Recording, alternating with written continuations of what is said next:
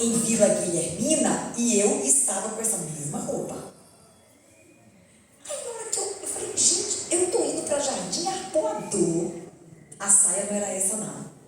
Eu lembro da saia. Mas a blusa era essa mesma blusa.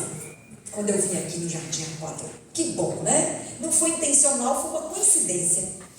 Então, queridos, agradecer. Eu tenho um convite aqui hoje de Adriana. Nós vamos fazer 2 participações. A primeira é sobre liberdade religiosa. Vamos ter música, alguma coisa. E a segunda é sobre o combate à violência doméstica, tá? Então, eu vou aproveitar a fala do pastor e encaminhar da seguinte forma a nossa apresentação breve. Primeiro, falar da liberdade religiosa no mundo. Um dos direitos mais ameaçados no mundo hoje é a liberdade religiosa. Então, nós temos tendências mundiais ao secularismo, como são os países da Europa, que estão se encaminhando para enfraquecer a religião, especialmente no espaço público. Então, os países da Europa estão, inclusive a igreja encolhe nesses países, estão tendo uma compreensão de que religião se pratica no espaço privado, culto doméstico. E no espaço público não se pode promover religião, porque a gente tem que respeitar as pessoas. Acompanhe comigo. A liberdade religiosa, ela pode ser ameaçada tanto por comportamentos que querem anular a religião, e aí parece que é muita liberdade religiosa, mas não é, porque quando você toma iniciativas para anular a religião em espaços públicos, você está ameaçando a liberdade religiosa. E outra parte dos países do mundo, pelo menos 30, não há liberdade religiosa. Nenhuma. Existem restrições de natureza social e governamental. E para a Igreja Adventista, muitos desses países estão na janela 1040, que é onde a igreja tem extrema dificuldade de penetrar e de cumprir sua missão. Por quê? Porque não tem liberdade religiosa. O Estado tem uma religião oficial e aqueles que se convertem a religiões que contrariam a religião do Estado podem ser condenados, como no Irã. Eu atuei em casos, pastor, no Irã, na Indonésia, num país africano que a gente ouve falar muito pouco, que é o Togo.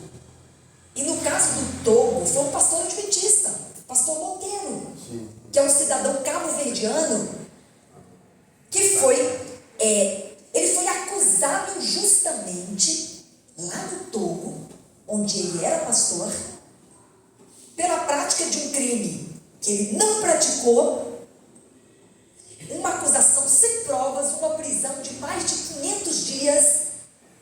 O pastor Monteiro quase morreu na prisão. Nós temos um irmão aqui que é do Togo. Olha aí. Olha aí. E o pastor Monteiro, o filho, eu não conheço o pastor Monteiro, mas o filho dele fez um pedido a nós. Eu era presidente da Comissão de Liberdade Religiosa da OAB. E chegou a nós um pedido para que a OAB também intercedesse na embaixada daquele país em favor do pastor Monteiro. Nós fizemos isso. E é claro que não foi por nossa causa, porque havia vários organismos internacionais que foram provocados, neste caso do pastor Monteiro, e que reagiram a essa prisão injusta. E foi por perseguição religiosa, porque é um país animista, onde os cristãos são perseguidos. E eu me lembro da madrugada, 2012, não estou me recordando o ano, a madrugada em que o pastor Monteiro foi absolvido no júri. Eu estou contando isso para dizer que há países que não têm mesmo liberdade religiosa. E nestes a igreja tem extrema dificuldade para cumprir sua missão. Com isso eu estou dizendo que liberdade religiosa é uma condição da igreja cumprir sua missão. Onde não há liberdade religiosa, não há missão. Escolas, obra social. Queridos, nós estamos falando de um assunto que para a igreja adventista é crucial. A irmã White, no livro Atos dos Apóstolos, ela fala sobre liberdade religiosa em muitos escritos dela. Mas no livro Atos dos Apóstolos, nas páginas 68 e 69, de lá vocês podem conferir e extrair um texto solene dela, onde ela diz que a bandeira da verdade e da liberdade religiosa, um dia desfraudada pelos fundadores da igreja cristã, nesse último conflito foi confiada às nossas mãos. Por que ela associa liberdade religiosa com a verdade? Por que são essas duas bandeiras que têm que ser desfraudadas? Porque não é possível pregar a verdade sem liberdade religiosa. É uma condição. Por isso que a igreja, desde 1863, quando ela foi organizada oficialmente, qual foi um dos primeiros departamentos que a igreja criou? O departamento de liberdade religiosa. Quando o pastor disse que viu uma fotografia minha na conferência geral, enfim, o que acontece? A cada conferência geral, e eu participei das duas últimas como delegada da igreja em São Paulo, eles têm um momento especial com pessoas, e a maioria destas pessoas são autoridades que estão trabalhando com o tema da liberdade religiosa no mundo, defendendo esse direito, porque a igreja está preocupada com este assunto. Este assunto é uma condição para a igreja concluir a missão, e o evangelho do reino tem que ser pregado a todo mundo para Jesus voltar. Nós sabemos disso.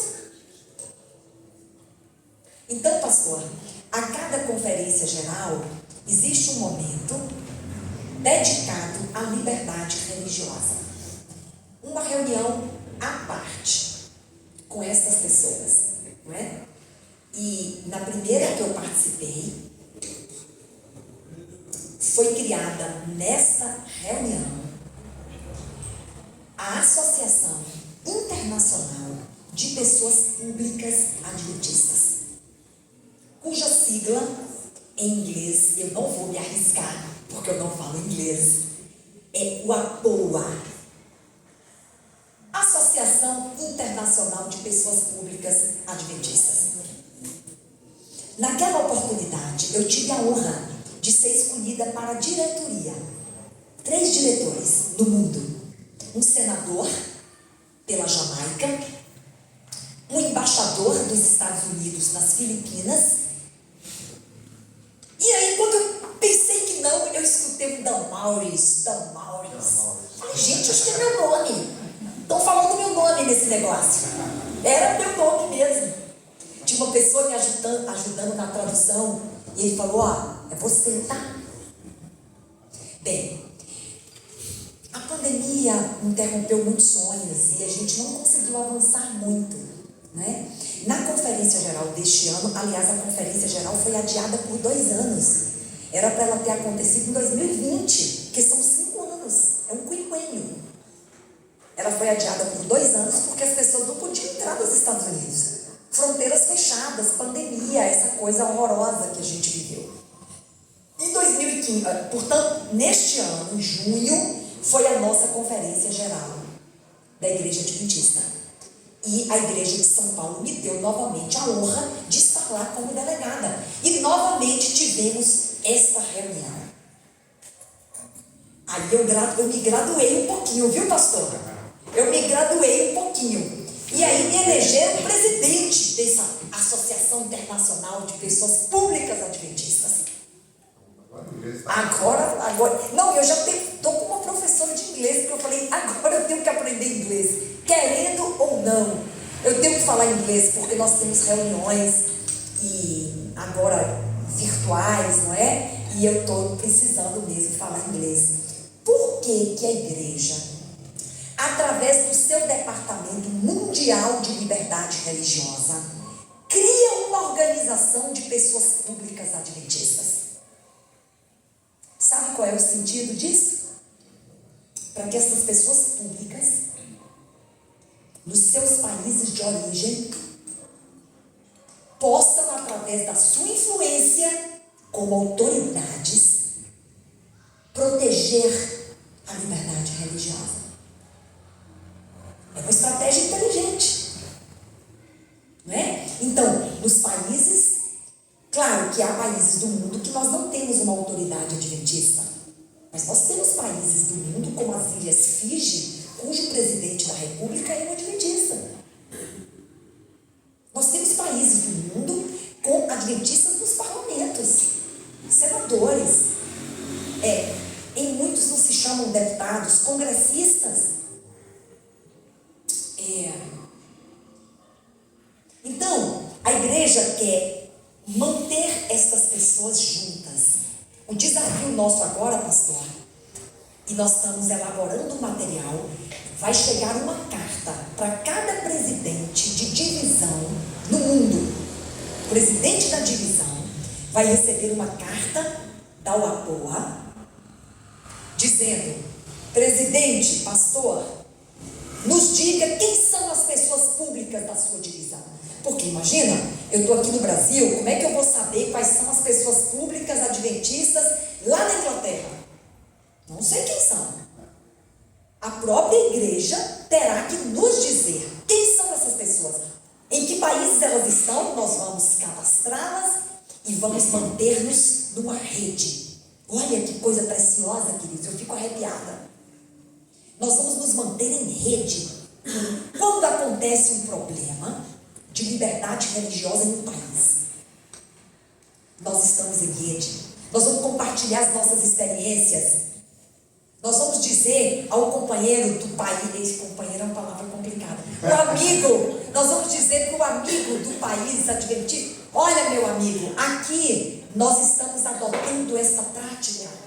Então você tem um problema com a liberdade religiosa aí no seu país, aqui nós temos essa experiência, nós vamos trocar experiências, nós vamos trabalhar em rede, queridos, pedindo a Deus para isso funcionar, porque é muito grande, né, pastor? O mundo é muito grande, mas tem que funcionar. Nós temos que trabalhar para isso funcionar. Bem, então falei, como está a liberdade religiosa no mundo? Ameaçada, frágil. Precisamos de permanente vigilância.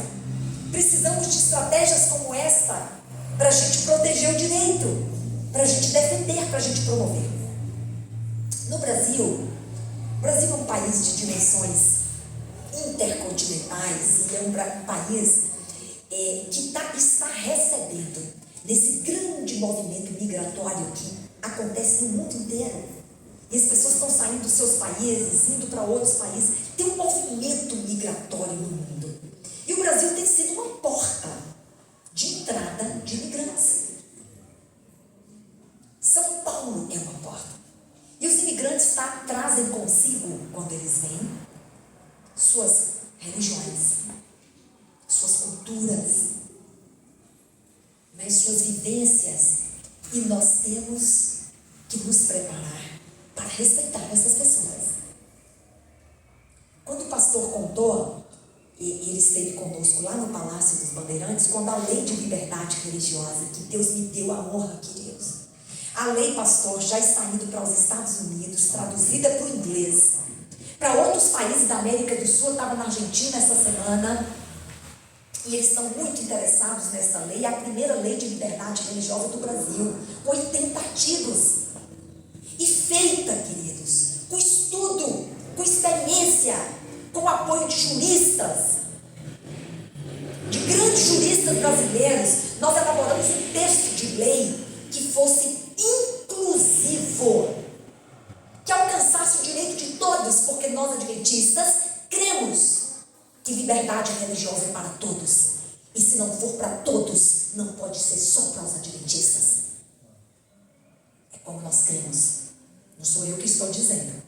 É como a igreja crê. E eu adoto, não é, este conceito de liberdade religiosa inclusiva para todos. E assim é a lei. Quando o pastor esteve conosco no palácio, nós fomos celebrar 1 ano da lei. O governador Rodrigo abriu as portas do palácio. Tínhamos quase 1000 religiosos. O governador fez uma fala e assumiu um compromisso que está na lei. Aquele compromisso que ele assumiu ali, assinou o decreto, está na lei. Nós tínhamos de fato religiosos de todas as tradições ali. E eles foram ali. Nós não fomos fazer um culto. Eu não fui fazer uma pregação religiosa. Nós fomos para um espaço que simboliza, não é, a governança do Estado de São Paulo e dizer, olha, liberdade religiosa é importante para esse Estado.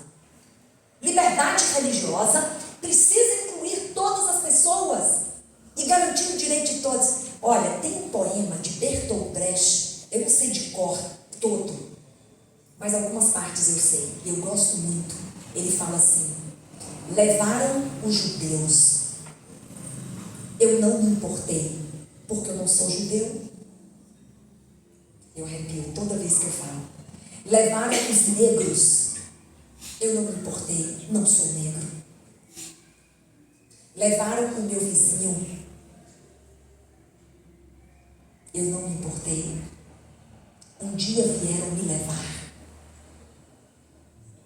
e ninguém se importou comigo, porque eu nunca me importei com ninguém. Vocês entenderam? Quando a igreja adventista se posiciona ao lado da liberdade religiosa para todos, ela está garantindo o seu próprio direito. Quem vai nos desrespeitar? Muitos já desrespeitaram. Mas o nosso comportamento é: nós respeitamos a sua liberdade religiosa, respeite a nossa. Nós respeitamos o seu dia de guarda, respeite o nosso. Nós respeitamos a sua dieta de orientação religiosa, respeite a nossa. Eu já atuei em alguns casos como advogada.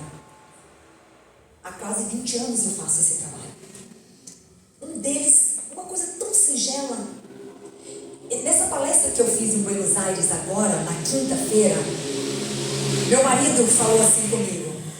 Eu falo, e eu tenho um acervo, pastor, de fotografias, eu tenho um acervo de materiais. Dessa história de quase 20 anos, eu vou até escrever um livro, estão me cobrando muito isso. Meu marido falou: coloca as fotografias, porque as fotografias fixam os conceitos. E eu fui lá no meu acervo de 20 anos atrás. A gente não gosta muito de foto antiga, porque a gente sempre acha que está mais bonito do que a gente era, não é verdade? Aí a gente vai nas fotos antigas e a gente fala: ih, não, isso aí não vou colocar, porque hoje eu estou mais bonita. Mas é ilusão, tá, gente? Porque o tempo vai passando, a gente não fica mais bonito, não. Provavelmente a gente era mais bonito quando a gente era jovem. Eu peguei aquelas fotografias e falei: será se eu vou colocar? Eu vou colocar. E fui projetando. Não tinha textos, eram fotografias. Eu fui projetando, mas só bênção. E numa das fotografias, e acho que foi 2011, portanto tem 11 anos, eu estava ministrando um curso para agentes penitenciários pela Secretaria de Assuntos Penitenciários do Estado de São Paulo. E sabe sobre o que eu estava ministrando aquele curso? Liberdade religiosa. Você deve estar pensando: mas o que tem a ver isso com preso? O que liberdade religiosa tem a ver com preso? Olha, e eu provoquei, porque quando as pessoas estão encarceradas, elas estão privadas da sua liberdade de ir e vir. Mas a Constituição lhes garante garante o não aprisionamento das suas consciências. Eu trato disso de forma detalhada na minha lei. Os presos têm direito à liberdade religiosa. E no ano anterior, em 2010, nós recebemos uma denúncia na OAB, não sei se eu já contei isso aqui, 7 presas muçulmanas impedidas de orar, cobertas, como manda a sua tradição religiosa, aqui no presídio. Antiga penitenciária. Era o Carandiru, mas ainda tem lá a penitenciária feminina de São Paulo. E eu tomei um susto quando chegou uma advogada muçulmana na OAB e ela dizia: doutora Damares, nós temos que resolver este assunto. As presas marroquinas, não são brasileiras, não podem orar. E elas só oram se elas estiverem cobertas. Eu falei: meu pai do céu, eu fiquei tão sensibilizada com aquele assunto, porque eu não cubro minha cabeça para orar. Alguém aqui cobre a cabeça para orar? Não, mas elas cobrem. Eu não cubro, mas elas cobrem. E a gente tem que respeitar. E quando elas não cobrem as suas cabeças, Alá não as ouve. E se fosse conosco? E se fossem 7 mulheres adventistas que estivessem na penitenciária feminina impedidas, por exemplo, de guardar o sábado, sendo obrigadas a trabalhar no sábado, eu não lutaria com o mesmo vigor? Eu falei: eu vou lá. Não é eu vou lá. Tem que ter uma série de protocolos para eu entrar lá, na penitenciária. 2010, tem 12 anos. Meu filho era pequenininho, meu filho tem 13, era bebê, tinha 1 ano. E a OAB fez um pedido à penitenciária, eles autorizaram a minha entrada. E foi combinada uma reunião, onde estaria a diretora-geral de segurança, a psicóloga, assistente social e as detentas. E eu cheguei lá. Nunca vou esquecer isso, pastor. Nunca. Tem uma coisa engraçada. Acho que o Flávio já ouviu eu contando, né, Flávio? Flávio é líder de liberdade religiosa da Associação Paulista Sul. Aliás, atuador já foi da Paulista Sul, né? Ele lembrou disso hoje. Queridos, eu chego lá na penitenciária, um dia chuvoso. Eu estava com um terno, calça, blazer, toda arrumada. Quando eu cheguei, a carcereira, da altura dessa igreja, olhou para mim, igual Golias olhou para Davi, e falou: a senhora não vai poder entrar. Eu falei: como assim? Não, a senhora não vai poder entrar, porque a senhora veio com a roupa da mesma cor da roupa das detentas. E por uma questão de segurança, não pode. Como assim? Eu tenho tanta roupa no meu guarda-roupa. Como é que eu escolho essa roupa para vir? Eu falei: querida, a gente vai resolver esse problema. Eu falei para ela. Falei: você vai me emprestar um blazer, um casaco, qualquer coisa que eu jogo aqui por cima. Ela me olhou de novo, igual Golias olha Davi. Ela falou: acho que não tem nada que serve para a senhora aqui. Eu falei: então a gente vai dar um jeito. Eu estava com uma camisa por dentro. A camisa era mais escura. Era bege também, mas era um bege mais escuro. Eu falei: querida, eu tiro o blazer. Fico só com a camisa. Vamos ver. Foi lá, começou, e eu lá em pé esperando. Aí passei por uma revista e tarará, entrei. Estavam todas sentadas, arrepiou.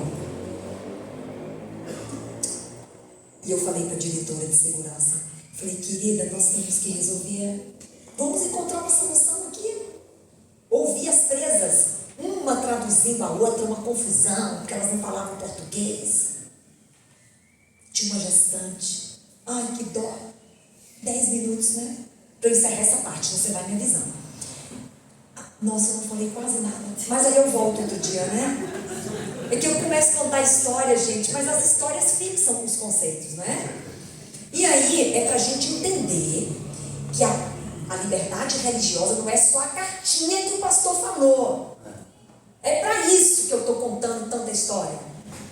Não é só aquela cartinha que fala, olha, a Adriana é membro da Igreja Adventista e guarda o sábado. Não é isso. O Departamento de Liberdade Religiosa é para ter uma atuação e uma visão ampla do problema. E aí nós saímos de lá com uma solução. Eu tive 5 minutos de fama, tá, pastor? Porque saiu em todos os jornais desse país.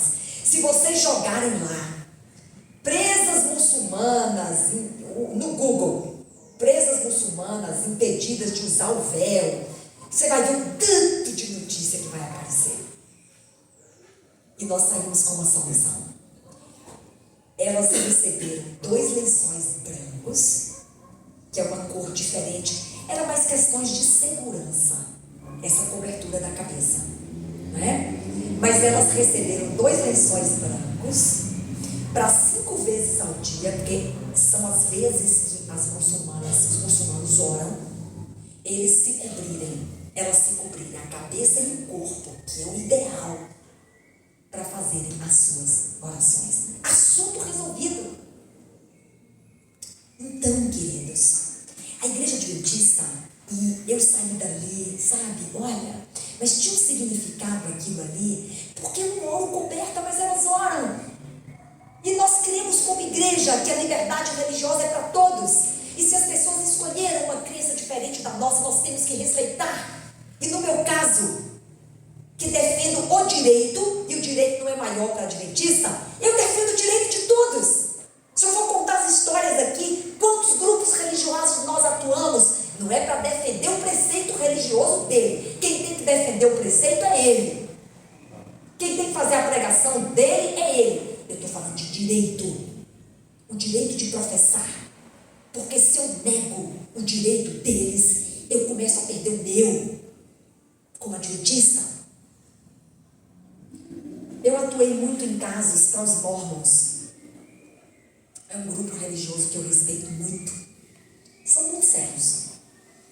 E os mormons não bebem café, como nós. E tem crianças nossas passando pelo mesmo problema.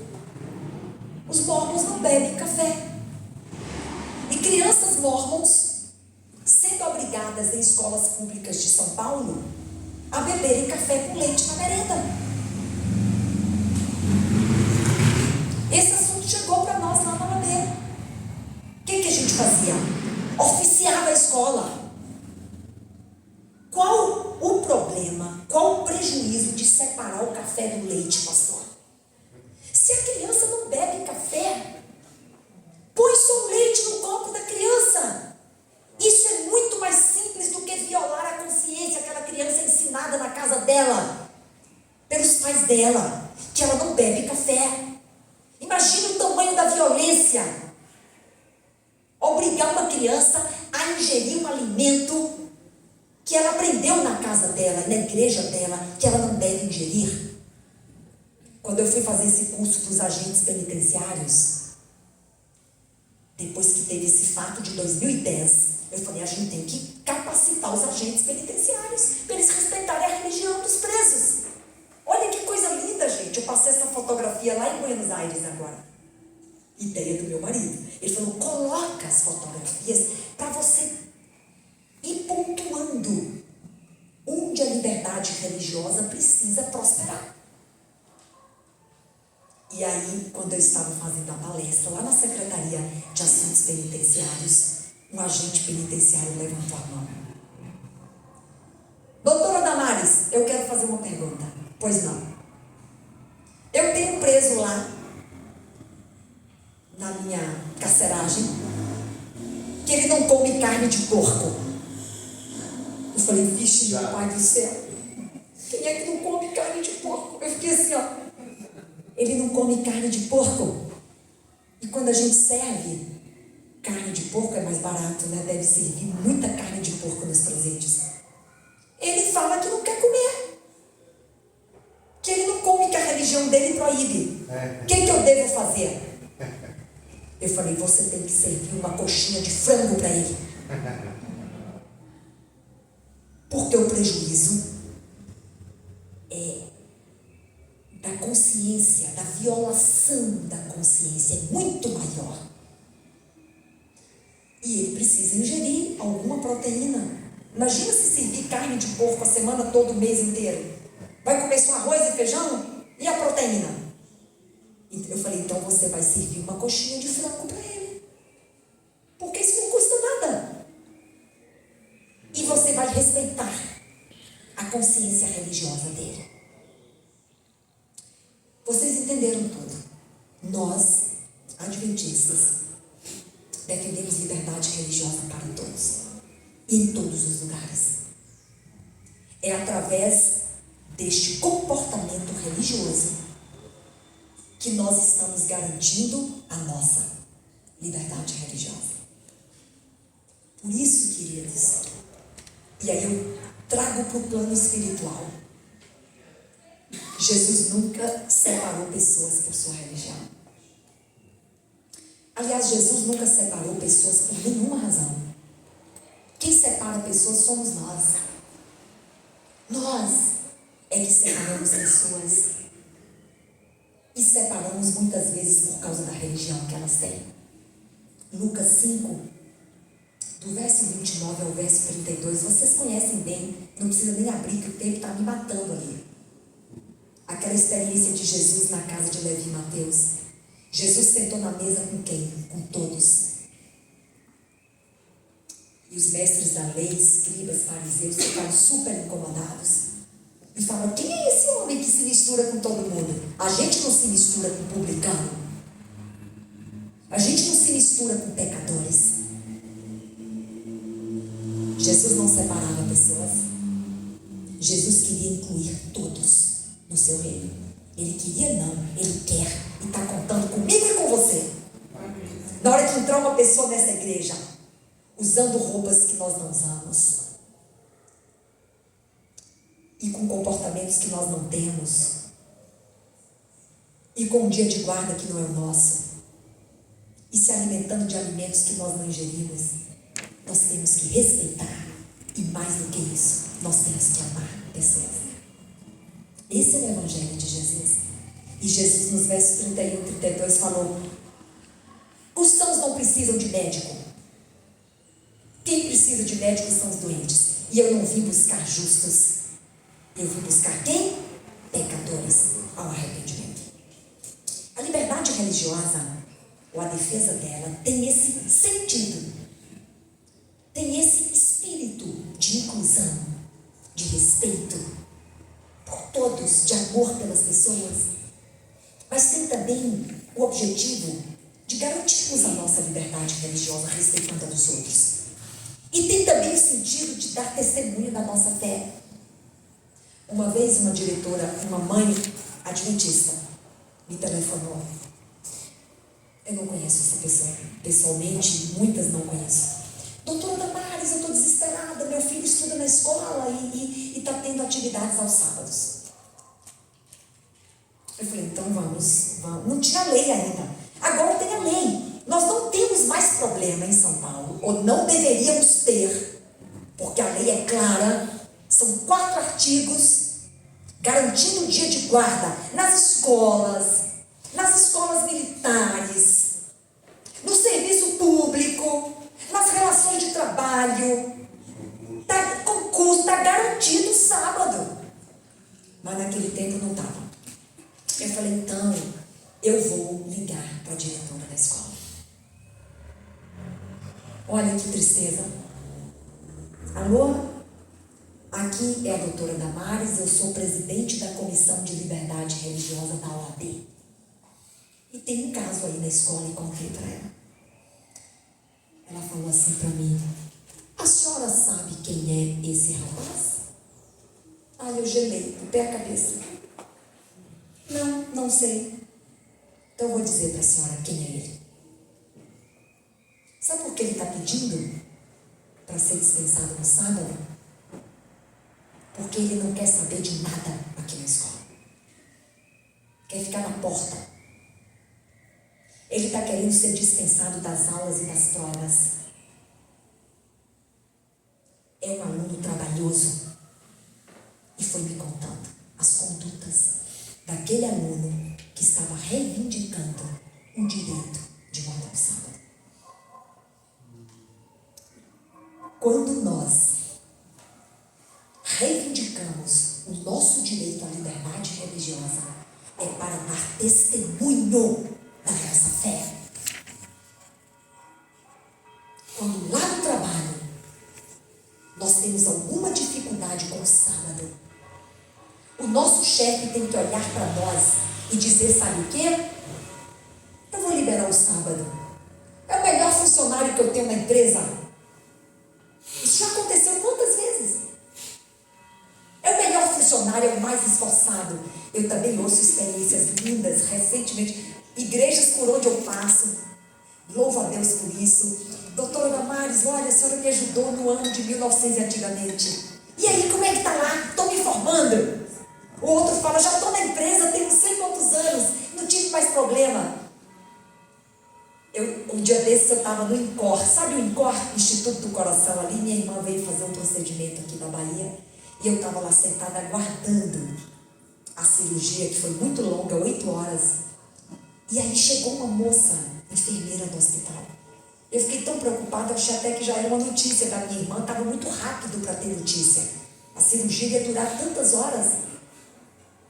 E ela falou, a senhora é a doutora Damares? Eu falei, sim, sou eu. Ela, olha, posso tirar uma fotografia com a senhora? Aí já fiquei animadinha. Claro que pode! Eu acho que eu estava tão assim, preocupada, e não estava, a minha aparência não estava tão boa, né? Acho que ela demorou até para saber se era a doutora Damares. Claro que pode. Ela foi me contar a experiência dela no INCOR. Trouxe a chefe dela para falar comigo, para me apresentar. Uma experiência de testemunho, brilhante testemunho daquela enfermeira adventista no INCOR. Hoje, ela não tem problema nenhum lá, porque ela, sabe como é que ela é? Aqui, doutora Damares, eu trabalho na hora que eles querem. Domingo, feriado, qualquer hora. E aí eu não tenho nenhum problema mais com o sábado. Eles gostam tanto de mim. E a chefe dela abraçada com ela. Olha que coisa linda. Liberdade religiosa é para testemunho da nossa fé. Acabou meu tempo, né? Acabou. Olha, tem outras histórias lindas, mas eu volto. Porque daqui a pouquinho eu vou falar sobre violência doméstica. Mas que Deus nos inspire. Não podemos esquecer de 3 coisas. A primeira, temos o direito, e aqui no estado de São Paulo é o estado que tem a maior garantia de liberdade religiosa no Brasil, é o nosso. Temos o direito, mas temos que exercê-lo de que forma? Dando testemunho da nossa fé. Não é pegando a lei da doutora Damares, esfregando na cara das pessoas. Não é assim. A gente pode até usar a lei, mas nós vamos dizer o quê? Eu estou disponível. Eu quero servir bem essa empresa. Quero ser o melhor aluno. Eu sou o melhor aluno dessa escola. Eu tenho direito. As pessoas não têm nem coragem de contestar o nosso direito. Meu marido trabalha numa grande corporação. E um dia, há muitos anos atrás, ele estava concorrendo internamente a uma função muito importante. E ele foi entrevistado pelo presidente da corporação, que é um semideus, um alemão bravo. Quando acabou a entrevista, meu marido sentiu que as coisas estavam caminhando bem. Ele falou, eu tenho que falar do sábado, que eu não trabalho aos sábados. No final, ele falou, olha, presidente, eu preciso adicionar uma informação. Eu sou adventista do 7º dia e eu não trabalho aos sábados. Tudo podia acabar ali. Tudo podia acabar ali. O presidente olhou para ele depois da entrevista. E a gente tem que usar a cabeça. Primeiro a gente tem que dar uma entrevista para arrebentar a boca do balão. Depois a gente fala. O presidente olhou para ele e falou, pensou e falou,